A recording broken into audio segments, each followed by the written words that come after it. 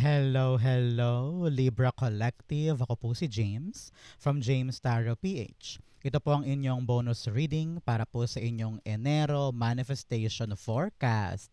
So today, Libra, tayo ay mag-manifest para sa buhay mo. Okay? So let's begin. Let's begin. Inhale and exhale. Holy Spirit, Spirit Guides, ibigay natin kay Libra ang mga mensaheng dapat nilang malaman para sa buwan na ito. So, in your current situation, meron kang the Hierophant. Beautiful. In the area of what's blocking, ano yung humaharang sa manifestation mo? The Six of Wands. In the area of what you need to do, you have the Seven of Wands. Wow, maganda to.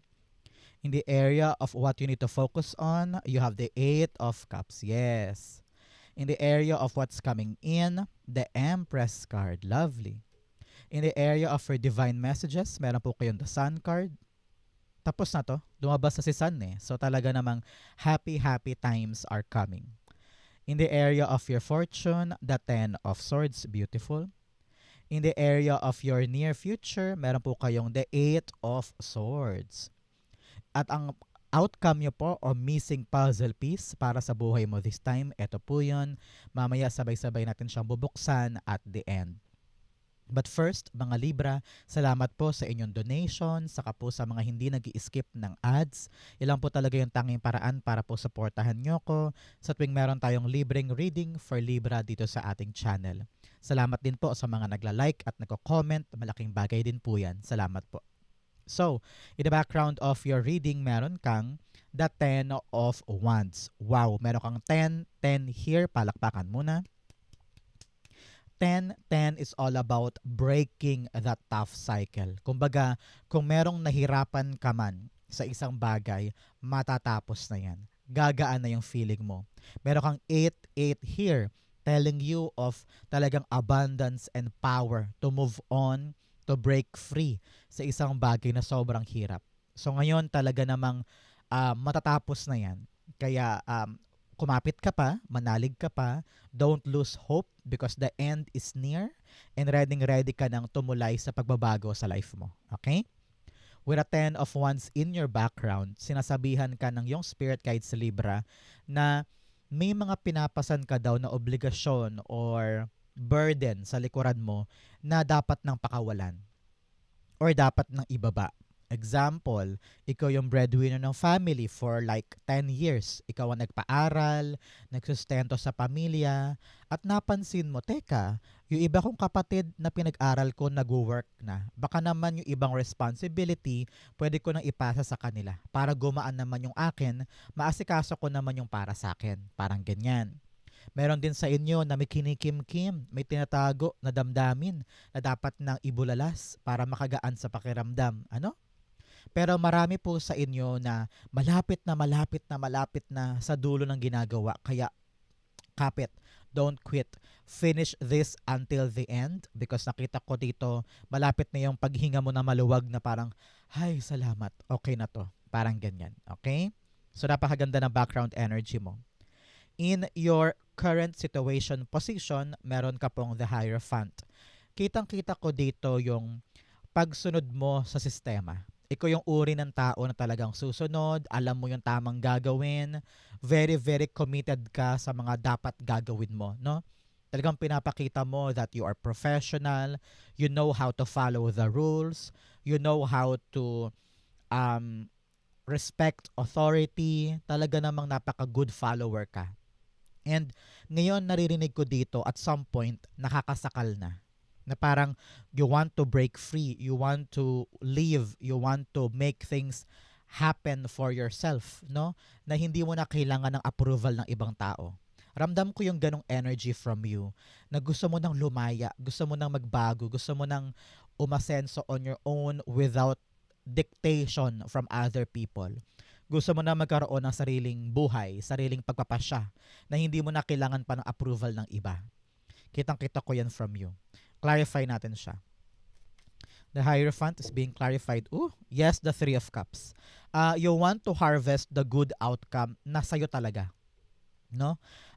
There are other people encouraging you na, uy, umalis ka na dyan. Uy, sundin mo naman ang gusto mo. Uy, naging maligaya ka naman, dahil ka na lang sunod-sunuran. So, may mga taong nag encourage sa'yo para lumaya sa bagay na yan. And you are seeing that potential. Ngayon, sinasabi ng yung spirit guides na kung nagbabago na yung commitments mo, kung nagbabago na yung mga diskarte mo, learn to really celebrate your power. Okay? Kasi nakita ko talaga for a very long time, sunod-sunuran ka sa mga bagay na to o sa mga ginagawa na ito. And you realize, I'm not happy anymore. So you need to celebrate your life ha, even more. Sumama ka sa mga tao na talaga namang masarap kasama. They are the people na talaga nagpapaalis ng sama ng loob mo, nagpaparelax sa'yo. You feel na hindi ka nila i-judge. Yung talagang relax, relax, relax. And here, sinasabi ng yung spirit guides, may chance ka pa para pagaanin or pagandahin yung sitwasyon mo ngayon. Okay? Narinig ko dito, get out of that system, get out of that, para kasing ano yung sinusunod mo lahat, lahat-lahat, parang ganon. So, kaya naramdaman mo yung ganyang para ka ng robot. Now, celebrate your life and be happy again. Okay? So, Libra, ito po ang inyong manifestation reading. So, ano po yung mga minamanifest mo sa buwan na ito? I-comment mo sa baba, ilapag mo na yan. It will happen. Isa sa pinakamalaking factor ng manifestation ay pagsusulat. So, gamitin mong journal itong ating comment section para maganap na yan. Okay? In what's blocking, meron kang no boundaries and lack of awareness. Yes, dapat daw aware ka sa paligid mo at sa sarili mo. Lalo't higit kapag halimbawa ay vina-violate ka na o minamanipulate ka, hindi ka na-respeto. Bigyan kita example ha. Napansin mo bigla na parang kapag dumarating si pinsan, lagi niya kinukuha yung sapatos mo nang walang paalam. Ikaw naman, ay, nasa ring sapatos ko. Yun pala, suot-suot na. Nairampa na sa labas. So parang walang boundaries, wala man lang respeto, wala man lang, uy, Libra, pahiram naman ng sapatos mo ha. Parang ganon. You need to impose self-respect para respetuhin ka talaga. Kaya kailangan aware ka sa paligid mo. Sino yung mga taong lumalabag ng mga karapatan mo? Sino yung mga tao na dinadown ka, na hindi mo na kailangan kapitan or samahan, na talaga namang dapat meron kang boundaries against them para makita mo yung peace of mind mo at hindi ka na laging nakikipag-tug of war sa kanila. Okay? Aware ka dapat sa paligid. Sino yung karapat dapat lang maging part ng circle mo at sino yung hindi. Okay? In your blocking, meron ka pong the 6 of Wands. Alam mo, sabi ng yung spirit guides, meron kang victory energy. Kung meron kang ginagawa ngayon, malaki daw ang chance mo na magtagumpay. Alam mo kung saan ka nakakaproblema? Sa mga tao sa paligid. Narinig ko na masyado mo daw kasing binibig deal yung sinasabi ng ibang tao. Kaya lagi ka nadidiskarel. Imbes na ang linis-linis, ang gaan-gaan ng andar mo, patungo sa tagumpay mo, nagiging komplikado dahil binibig deal mo yung puna ng iba. So make sure this time around, Libra, nakatutok ka sa goal mo, nakatutok ka sa ginagawa mo, deadma ka na sa ibang tao. Of course, may mga taong susuporta sa'yo, pero meron din talagang ayaw kang magwagi, mga insecure yung mga yan, mga naiinggit. So anong dapat gawin? Deadmahin mo. Palakasin mo ang loob mo, gather your thoughts, gawin mo lahat ng makakaya mo, your full effort para marating mo ang tagumpay. Walang puwang dapat sa puso mo this time, Libra, ang opinion ng iba. Okay? Just do your best and make sure na mas pinag-focusan mo yung improvement mo kaysa sa judgment ng ibang tao. Okay? 6 of Swords. Yes, 6 of Wands rather, the 3 of Wands. Yes, time na to para kumilos. Time na para umandar, humakbang.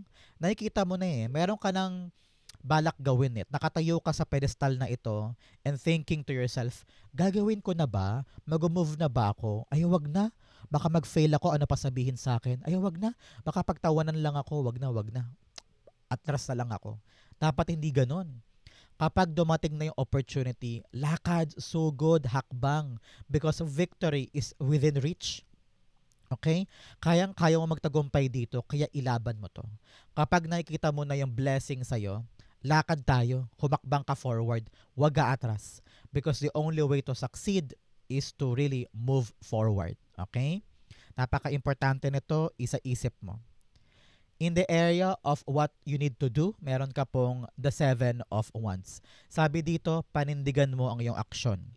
Kung meron kang bagong desisyon, something about this approval or itong ginagawa mo na parang gusto mo nang kumawala sa isang sistema at magkaroon ng pagbabago, syempre maraming tao sa paligid mo ang susuportahan ka. Meron ding iba, tataasan ka ng kilay, questionin ka, if you feel sa'yo na parang mali ka, no?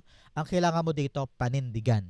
Panindigan mo ang action mo, panindigan mo ang desisyon mo. Because other people might trigger you. Talagang ipopoke ka nila, susubukin ka nila. Pero ikaw kailangan talaga stand strong and defend your post with conviction. Kung talagang sigurado ka sa desisyon na yan at talagang gustong gusto mo yan, panindigan mo, ipaglaban mo. Okay? And put boundaries against other people na talaga namang sumisira ng diskarte mo. Hindi mo kailangan ng mga nega. So, don't people please. Huwag ka nang mag-people please sa mga taong yan. Kung ano yung kaya mo, kung talaga naniniwala kang kaya mo yan, go push. And don't let other people's judgment hurt or spoil your journey. Okay? Napaka-importante rin yan, isa-isip mo. 7 of Wands being clarified by you have the Temperance card. Yes, kailangan talaga dito tiyaga, pasensya, no? At gawa ng gawa. Hindi mo daw to dapat sukuan. At daanan mo daw talaga yung proseso para makuha mo siya. Example, pangarap mong makapunta sa Japan and then your family is like ayaw kang payagan or hindi sila talaga naniniwala sa'yo. Pero ikaw sabi mo, ito lang talaga yung magsasalba sa atin financially So, kailangan ko talaga tong ilaban, parang ganyan. So, ikaw, ilaban mo tong decision mo, patunayan mo sa kanila na tama ka, and then daanan mo yung proseso. Wag na wag kang magmamadali. Wag na wag mong bibilisan yung andar. Dahan-dahan lang ito para tama bawat hakbang. Para makita mo yung mga maliit na detalye, para maasikaso mo siya ng tama at wala kang malagpasan. Do things in very steady mode. Okay? Dahan-dahan lang para kung ano man yung ginagawa mo, magbunga ng maganda. Okay? In the area of what you need to focus on, meron ka pong 8 of Cups. You need to focus on your own happiness, on your true freedom, on your true contentment and satisfaction. Sabi dito, kailangan mo na talagang magising mula sa mga ilusyon, mula sa mga maling paniniwala. Here, with a Hierophant, meron kang mga maling paniniwala na dapat nang basagin at harapin mo talaga yung totoong commitments mo. Okay? Kung saan ka talaga maglalagak at magbibigay ng talagang energy mo because alam mo, doon ka talaga sasaya. Doon ka talaga magiging kontento. Example, meron kang trabaho ngayon sa Pilipinas, factory, sabi mo parang teka, hindi na ako masaya. And you're thinking, gusto ko nang kumawala, gusto ko nang pumunta halimbawa sa Korea. And then some people in your life are really supporting you, meron ding hindi. Kaya dapat kilalanin mo kung sino talaga yung pinapakinggan mo. And here, sabi dito, alamin mo muna ang katotohanan. Parang, okay, malaki ba talaga sweldo sa Korea? Doble ba to sa sinusweldo ko ngayon? Teka, magkatrabaho na sa college si Bonso. Sapat pa ba to? So, babasagin mo na yung mga ilusyon at haharapin mo na yung katotohanan and you are brave enough to step forward at habulin talaga yung magbibigay sa'yo ng contentment. Okay, importante ito para sa buhay mo this time. Ramdam ko na yung pagod mo na para bagang ginagawa mo na ang lahat pero parang wala namang bumabalik sa akin ng magandang resulta. Sa panahon na to para lumaya ka na sa mga bagay na hindi ka na maligaya at hanapin mo talaga yung para sa'yo. 8 of Cups, the 4 of Wands. Yes, para maabot mo na yung saya, yung stability ng family life. For example, para sa bahay, makabayad ng utang, makapagpa-college ng anak, or mabuo na yung pangarap mo for your family. Kung ano man yan, kailangan talaga iwanan na natin yung mga bagay na nagpapalayo sa ating mga goals. So ngayon, sabi na yung spirit guide, sugod, laban, abutin mo yung finish line. Kaya importante, ang pinakaugat nito, malaman mo muna kung ano yung ilusyon or mali na inaakala mo dati na tama. Example, Ay, akala ko okay sa akin yung job na yan, hindi pala. Ay, akala ko okay sa akin tong friend na to, hindi pala. Ay, akala ko makakaipon ako dito, hindi pala. So, kung ano yung mga maling akala, itama natin para mas makalapit tayo sa ating finish line at goals. Okay? I-claim mo to para mapunta sa'yo. In what's coming in, meron kang voyage of the heart, love flows through you and to you. Sabi dito, kailangan daw mahalin mo yung mga bagay or tao sa paligid mo na pinapahalagahan mo para mahalin ka rin yan pabalik. Especially sa mga passion project, sa mga trabaho. Kung gusto mo magbunga yan, ilaan mo ang buong puso mo. Trabahuhin mo, magkaroon ka ng mahabang pasensya para mapanganak mo yung magandang bunga. Okay? You also have begin now. Wow. Take your first step. Gumalaw-galaw ka na daw, humakbang na. Kung meron ka naiisip na magandang idea, simulan mo na daw yung pagpaplano para meron ng patunguhan yung gagawin mong bago. Okay? In your what's coming in, you have the Empress card. Sabi dito, meron ka daw inaasikaso na isang bagay na gagaan na yung proseso. I don't know why. You have the abundant energy here. Pag lumalabas po si Empress card, talaga namang abundant energy will be yours. So, nakita ko dito, meron kang ginugugol, meron kang pinagkatrabahuhan ng isang bagay at talagang dinededicate mo lahat ng passion mo, energy mo para dito at makakaasa ka, makakarinig ka na daw ng good news tungkol sa ginagawa mo na ito.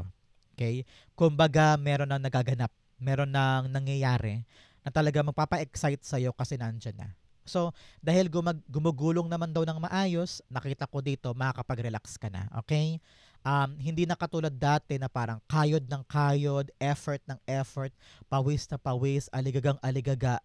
Pero dahil dito, nakita ko na umaayos naman yung lagay, gumaganda naman yung rolyo nung ginagawa mo. So, makakapag-relax ka na. So, payo dito na yung Spirit Guides Libra, asikasuhin mo naman daw ang iyong sarili. Okay? Hindi pwedeng gawa ka lang ng gawa, pero pinapabayaan mo ang katawan mo. Make sure na you also have time for yourself.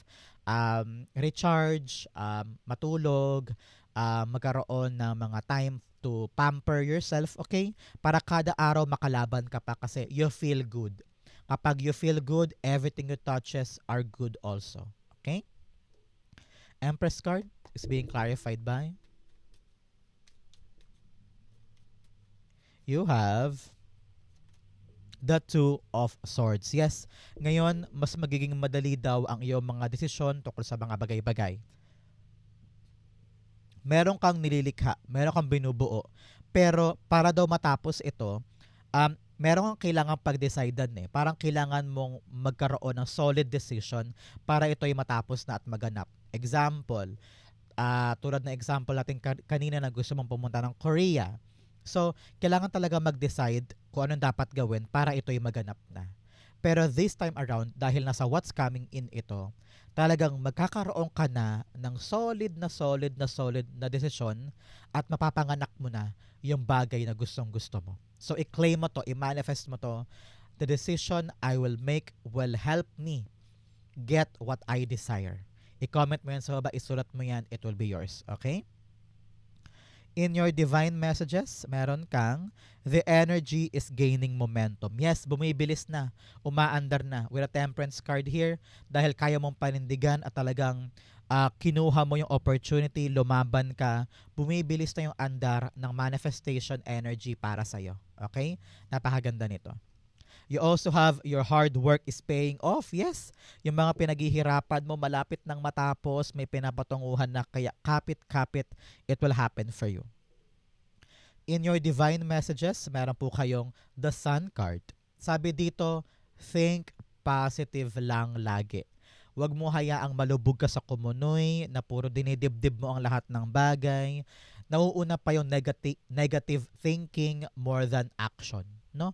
Meron siguro sa inyo sa ganyan.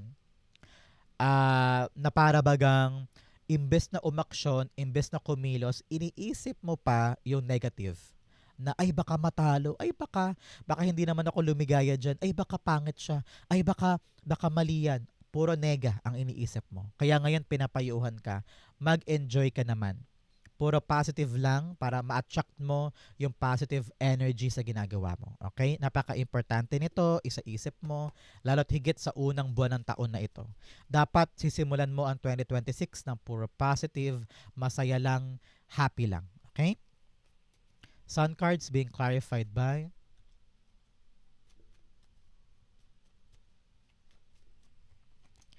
the Ace of Wands. Yes, sabi dito, always begin your life this time around, this January, in full of positivity. Marami ka daw mga bagong ideas, marami ka daw mga bagong plano na balak mong i-implement sa taong ito at makasimulan mo daw ito sa January. Kaya ano ang importante? Confidence. Kailangan talaga naniniwala ka, believe ka, mataas ang kumpiyansa mo sa mga bagong gagawin mo. Kung balak mo magtayo ng bagong negosyo, sideline, or magsimula ng bagong advancement sa career, your positivity will make a difference. At matutupad itong bagong simula in your favor. Okay? Magandang paalala niyan, isa-isip mo. In your fortune, meron kang haystack karma, you will reap what you have sown. Wow! Ma-harvest mo daw lahat ng pinaghirapan mo before. I-claim mo to, it will be yours. You also have ink pot, problems to be resolved. Yes, may mga problema kang dapat daw malagpasan sa buwan na ito. Kaya harapin na, wag nang umiwas. Atakihin mo head on para once and for all matapos na siya. You also have scales, keep your life in balance. Yes, balansehin mo daw ang buhay mo. Kung may ginagawa kang isang bagay, learn to have fun. Kung ikaw ay sub-sub sa trabaho, mamaya pag uwi, magbidyoke ka naman. Just to keep things light at maging balanse. Okay? You also have rabbit, too much concerned with sexual matters. Kalmahan mo lang daw ang sarili mo. Don't think too much about gender roles. Kung ano yung kaya mong gawin. Maging disiplinado at mag-focus ka daw sa mga mas importante. Okay? In your fortune, meron kang the Ten of Swords. Si Ten of Swords sinasabi dito, talaga namang makakabawi ka na. Kung nanggaling ka sa isang kumunoy, sa isang pagkalubog or nadapa ka nitong mga nakaraang buwan, itong 2025 talagang namang sinubok ka ng pagkakataon. Pero asahan mo daw ngayong Enero, makakabawi ka na. Ito na yung chance mo to make life even better. Kaya huwag kang masanay na nakadapa dyan. Kumbaga ano yung sikat na phrase, huwag mo daw tambayan ang problema. Kapag nadapa, kapag nalugmok, babangon lagi. Kasi nakita ko dito may bagong opportunity na darating para sa'yo na magpapagising sa diwa mo na parang, ay, sige bangon na ako, meron pala naghihintay para sa akin, hindi pa pala huli ang lahat. So ngayon, bangon, take that chance, take that opportunity, at kunin mo talaga yung bagong pag-asa na naghihintay sa'yo. Okay? Clarify natin. You have yes, death card. Talagang tapusin mo na yung pagkalugmok mo dyan. Kung saan ka man nahihirapan, kung saan ka man parang feeling mo hindi ko na kaya, let it end. Tapusin mo na para makapasok yung bagong simula, mas magaan, mas maganda. Nakita ko dito kailangan din daw mag-transform ikaw, okay? Kung nasanay ka na ayoko na, suko na ako, hindi. Baguhin mo ang mindset mo, baguhin mo ang pananaw mo. Lagi mong piliin na ibangon ng sarili at lumaban pa. Kung may natapos man na bagay sa buhay mo, maganda yan kasi may bagong simula. Kumbaga, may umalpas na sa kamay mo, ready ka na sumalo ng mga bagong bagay. Kaya, always choose to move forward. Kung may natanggal, hayaan mo lang. Kung may natapos, hayaan mo din. Isa yan sa mga signs na may bagong darating. Okay? So, congrats po para sa inyo. I-claim mo to, it will be yours. In what's in your near future, meron ka pong 8 of Swords. Or ito ka na naman. Nag-overthink ka na naman. Nag-overanalyze ka na naman. Lahat na lang ng bagay iniisip mo, ay baka matalo ako. Ay baka masaktan lang ako dyan. Wag na. Kinukulong mo ang sarili mo sa iyong self-sabotage. Lagi na lamang limitado ang iniisip mo. So sabi dito, palayain mo ang sarili mo sa negativity. Hindi ka masasaktan sa mga espada na yan, kaya pwede kang gumalaw. Hindi ka madudula sa tubig na yan kasi mababaw lang naman. Kayang-kaya mong pawalain ang sarili mo sa mga tali na yan. So, ibig sabihin, yung mga problema at saka sakit na iniisip mong baka sapitin mo, nasa isip mo lang yan. Pinapangunahan mo yung sitwasyon. May mga bagay na pinoproblema mo na hindi naman talaga magaganap. Okay? So you need to really push yourself to get out of the self-limiting energy para magawa mo na yung ginagawa mo at ma-accomplish mo na yung outcome. Kasi kaya iniisip mo stuck ka, hindi ka makagalaw, eh kasi iniisip mo lagi yung pangit na mangyayari. Kaya kada may gagawin ka, umuurong ka kasi sinasabi mo, ay baka hindi ito yung tamang solusyon. Ito na lang. Ay wag to, baka mamaya masaktan lang ako dyan. So pinapangunahan mo, imbes na subukan. So yun ang dapat mong gawin this time. Okay? The Eight of Swords being clarified by you have the Empress card. Yes. If you could just, take things one at a time, pagaanin mo daw yung sitwasyon, wag mo daw pahirapan lagi. Kasi ganun si Empress card eh. Tayo siya dyan, upo siya dyan, and then, pinapanood niya yung mga bagay sa paligid niya na mangyari without hesitation, without a doubt, without overthinking. Ginagawa lang niya yung mga kaya niya ng tama. Kung ano lang yung kaya niyang gawin, hindi niya ino-overextend yung sarili niya. At hindi niya lagi iniisip na, ay, lugi ako dito. Ay, talo ako dito. No. Mahal niya yung mga bagay na ginagawa niya. Kaya, nagre-reflect din sa kanya ito. At yun ang dapat mo isabuhay, Libra. If you could really trust yourself and love yourself, tanggap mo kung sino ka talaga, your authentic self. Alam mo kung ano yung mga pwede mong gawin para makalaya ka sa problemang yan. Okay? Kaya mo to. Kayang-kaya mo daw gawin yung mga dapat mong asikasuhin para magbunga siya ng maganda. So, wag mo ikulong ang sarili mo sa self-limiting thoughts na ito. Okay? Ang outcome ni Libra, para ma-solve na yan, makuha mo na yung missing puzzle piece, ano yung kulang na kulang, para yung manifestations may mapasakamay mo na, the Death card. Wow. Dalawang beses lumabas yung Death card. Ibig sabihin, meron ka talagang bagay sa buhay mo na dapat mo nang tapusin. Halimbawa, maling relasyon, kaya hindi makapasok-pasok talaga yung minamanifest mong totoong magandang relasyon. O kaya, meron kang dapat bitawan na ng maling mindset. Baka mamaya, maling-mali yung lifestyle mo, natutulog ka ng late at night, kaya hindi ka makaabot sa magandang status ng work mo, ganyan, no? Example din, meron kang negosyo, nakikita mo, maliit pala yung kita. So, ano yung mga dapat baguhin? Ano yung mga dapat asikasuhin para magbago yung kapalaran ng negosyo? Yun pala, na-realize mo, ay, ba't ba ako kumukuha ng gantong mga products eh hindi naman mabenta? Nilalamon niya yung malaking portion ng capital mo sa maling product. So, dapat i-end na yun, baguhin na para magbago din yung kwento ng buhay mo, di ba? So, parang ganun. Whatever is ending, let it end para pumasok yung mga bagong bagay. Death card also is a card of transformation. So, kung merong mga bagay sa sarili mo, Libra, na dapat nang baguhin, baguhin na. Baka yun ang humaharang kaya yung manifestations mo ay hindi pa maganap. Okay? Death card, the Page of Cups. Yes, ngayon kailangan talaga ng creativity mo, imagination mo, para magbago ang lahat.